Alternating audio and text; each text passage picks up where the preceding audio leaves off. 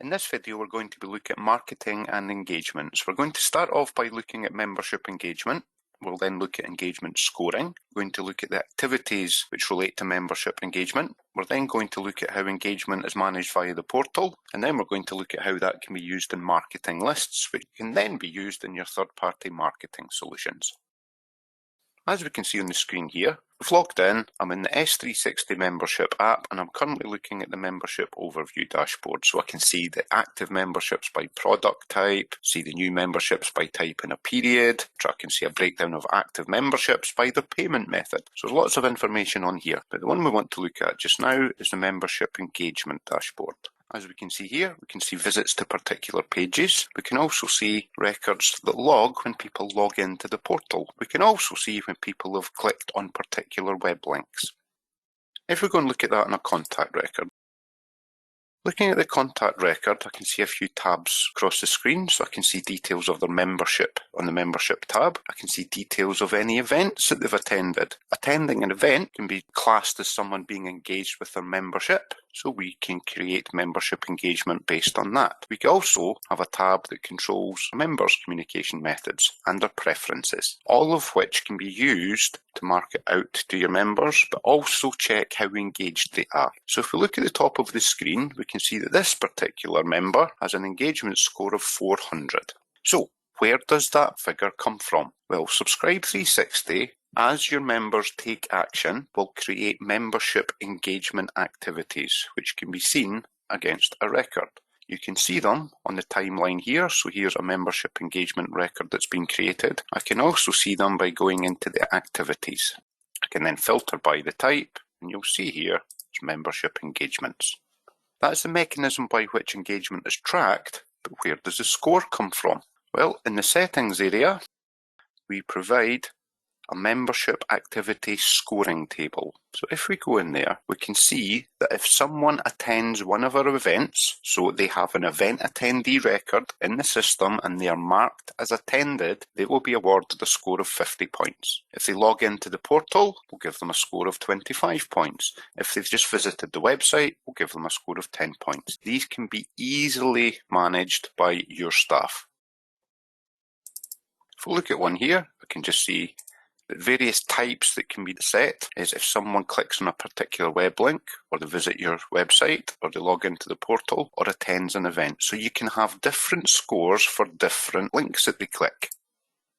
That is then pulled through onto the contact record. So if we go back and look at it there, I can see up here we have a membership engagement score of 400. So now let's look at how that's reflected in the portal. The first thing I'm going to do is sign in.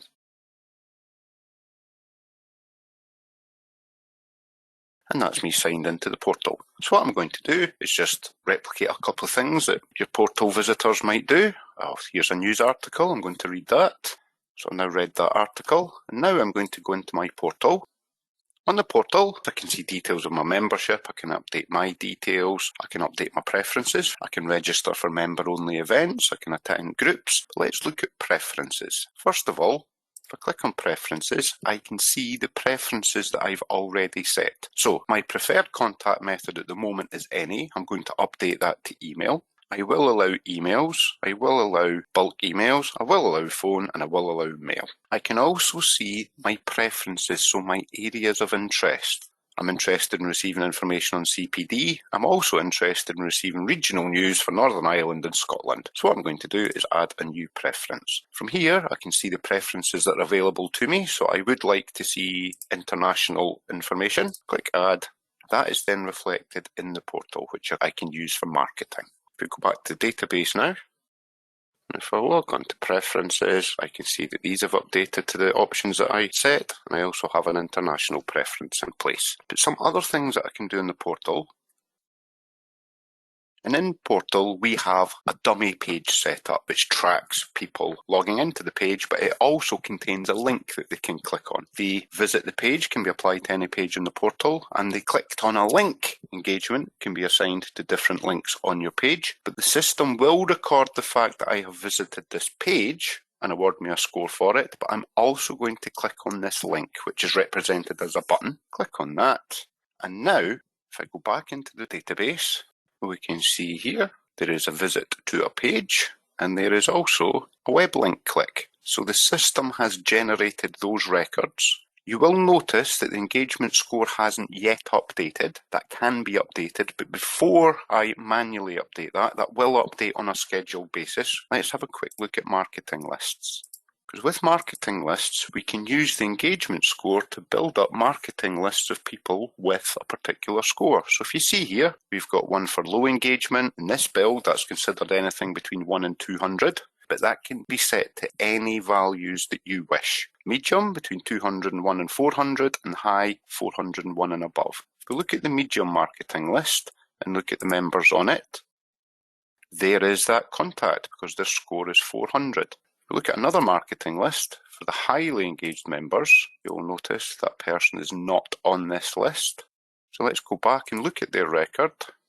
Now, as we said, the engagement score will roll up on a scheduled basis, normally quite quickly, but I can force it to update now by recalculating.